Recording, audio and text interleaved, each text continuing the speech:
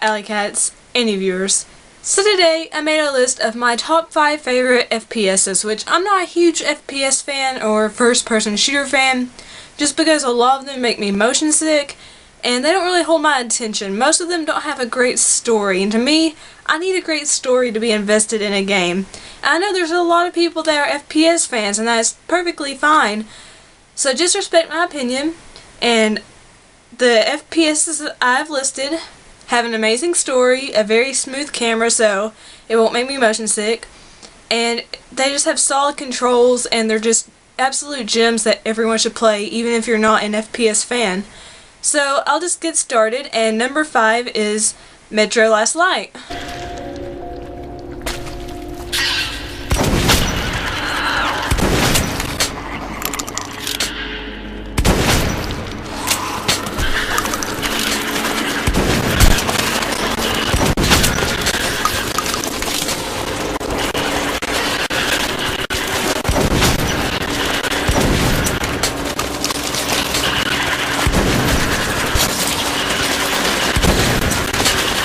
Metro Last Light is an FPS that is set in Moscow in the post-apocalypse, and in this universe you basically have to live in, the metro, because Earth is irradiated, so if you go outside you have to wear gas masks, and ammo and health and all that is limited, so it's truly like kind of survival horror FPS genre mashup, but it's so good. You fight mutants, and then you have to fight like factions in the metros, and it can be challenging. I like my FPSs to be challenging, so I definitely recommend picking this up because it was so underrated and it needs to be played by so many people. You don't even have to play the first game, Metro 2033, to enjoy Metro Last Light, because at the very beginning of Metro Last Light it tells you what happened in the first game, so you're golden if you want to go ahead and play it.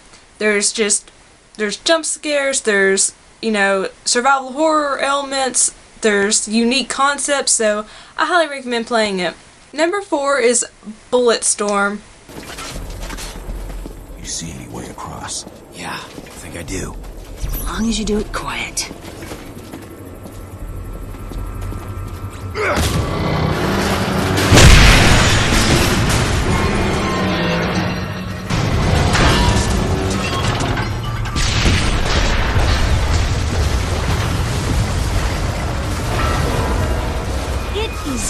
Crazy how stupid you are. Hey, at least we don't have to whisper it.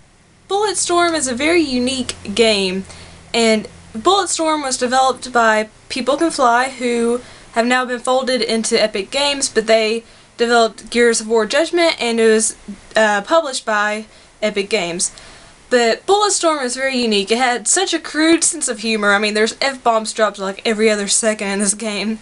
It had beautiful visuals, very colorful, especially for an FPS, because with FPS's, the color palette's kind of just, known for being brown, but Bulletstorm is full of vibrant colors. The characters are awesome, and then it's got this unique battle system called the kill shot system, where the more creatively you kill someone, the more points you get, and then you can upgrade your character, and it's just so much fun, especially because you have this grab leash, and you can, throw your leash and hook someone, pull them, throw them up in the air, shoot them in the butt. You do get extra points for shooting them exactly in the butt. You can feed them to cactus monsters. You can kick them into a spike and impale them. You can drink. You can get a trophy or achievement for drinking and then killing, I think, 10 enemies. I could be wrong. But this game is just so much fun. There's just so many different challenges you can do. It's so unique, and it just didn't get a lot of love. So go, it's super cheap. It's really cheap now, so go pick it up. You'll love it, trust me. You'll be laughing the whole time. And it's easy to grasp, but it's difficult to master. So yeah, it's definitely worthy of being in your collection. And number 3 on my list is Borderlands 2.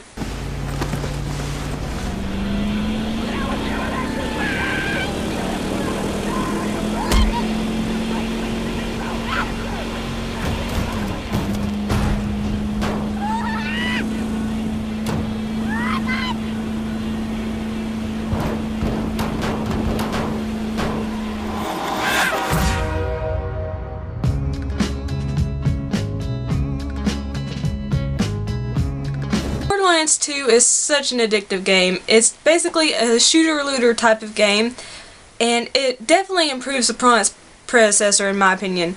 Borderlands 2 has way more guns. It's got a bajillion guns, as they say, but the game is basically you pick one of 4 characters and then you go through the entire game with that character, and they each have special abilities. But the main point of the game is you go around and loot these chests, and in each chest there's bigger and better weapons, and these weapons are awesome, and you have to decide whether you want to keep your beloved weapon you've had for a while, or do you want to upgrade to a more powerful weapon that you don't have an attachment to, but would do more damage. So you have to make those kind of decisions. But also the characters in this game are just hilarious. Claptrap, I adore Claptrap. He's comic relief.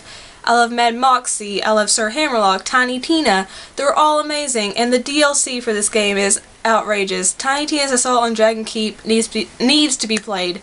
So yeah, Borderlands 2 is definitely just such a unique FPS, especially because it's cel-shaded, not shell-shaded, cel-shaded, and it just adds to the vibrancy and uniqueness of the game. I think it really helps, and I'm so glad that Borderlands has become such a success, because this is such a huge departure from the usual FPS template, and it just does it so well, and I'm super excited for the pre-sequel and Tales from the Borderlands, so I'm a huge Borderlands fan.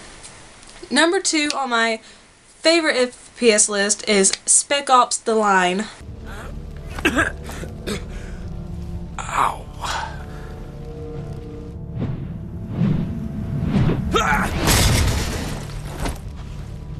Adams, Lugo, do you read? Great. No signal. Man out! Sweep the area! He's down here somewhere. It just keeps getting better. Okay, I need to find a rifle fast. Spec Ops The Line is not your usual FPS, because Spec Ops The Line has been called the Bioshock of first-person shooters. It has a morality system, and it features the beautiful voice of Nolan North as the main character, but the story in this game is incredible. You play as a soldier, and you have your 2 comrades, and you're in Dubai, and you're trying to find your leader, and everyone's saying, oh, he's dead, but your character believes he's alive. So you go through the game trying to find your colonel, and throughout the game there's just so many moments where you're just like, what? It's crazy. It's a beautiful game, stunning, and the morality system is just very well implemented, because it doesn't really shove in your face whether it's a good or bad decision, and you can get one of 2 endings. I got the bad ending, oops, but it's just such a good game. It's worth playing a second time to get the other ending. The performances are spot on. The AI is pretty good. Sometimes they're a little wonky, but the AI is pretty strong in this game. It's just worth it to, experience the story of this game and see how unique this game is. And again, it's such an underrated game. So go pick up Spec Ops The Line and have fun, because you'll definitely have fun. It'll make you think, it'll make you cringe, it might make you even cry, because there's some emotional moments in this game. And number 1 on my favorite FPS list is, of course, Bioshock.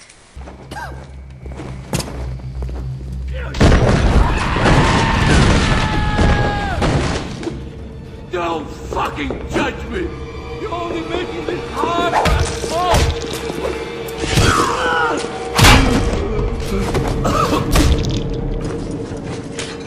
My daddy's smarter than Einstein. Stronger than Hercules. And like a fire with a snap of his finger. Are you as good as my... Now, I could have picked any of the Bioshock games, but I chose to pick the first one, because the first Bioshock really just kicked off this huge movement in gaming, and it really showed the power of Ken Levine's storytelling. It really made you go, WTF? I mean, that twist is amazing, and the control scheme was just awesome. You'd have a weapon in your right hand, and in your left hand you had plasmids, and plasmids are kind of like magical abilities for...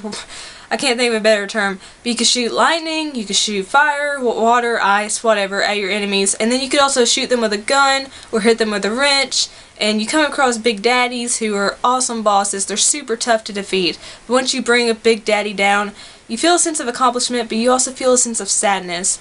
And the whole game, it does have a morality system, and the game centers around you, Jack, going to Raptr, this underwater utopia, and you're being led around by this character named Atlas. I didn't say anything. Atlas. And Atlas is leading you around, and he's basically telling you that Andrew Ryan is evil. I will not spoil what happens, but it's awesome, and you really need to play it if you haven't played it. It is kind of mature, but it's just such a gorgeous game. It's such an important milestone in gaming that you definitely need to pick up the first one at least and play it, because that twist will blow your mind if you don't figure it out beforehand like I did.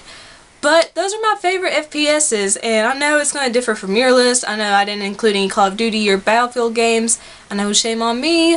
But, you know, these are my top 5, so let me know what your top 5 are in the comment box down below, or feel free to make a video response and link it to me, and I'll watch it and like it and comment on it, because I like to watch video responses. And, you know, if you like this video, just click the thumbs up button, because, you know, that's awesome. Subscribe if you'd like to, because, you know, Alycats are awesome people. We have fun on this channel, and I'm always open for new video ideas, so let me know if you want to see a certain type of video. Let me know. And like I said, comment favorites so your friends and family, you know, total weirdos on the internet can see, because, you know, those total weirdos might become really good Alycats.